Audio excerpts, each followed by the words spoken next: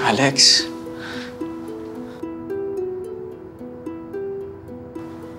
Hindi ako pumatay sa kapatid mo.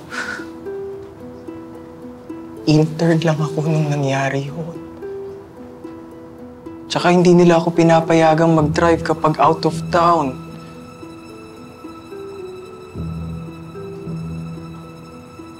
Meron ka bang record kung sino nag-drive nung araw na yun?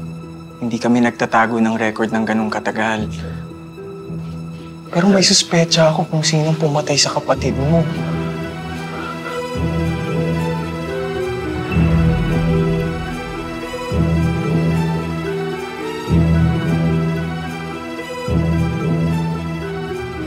Si Ma'am Natalie yun, pre.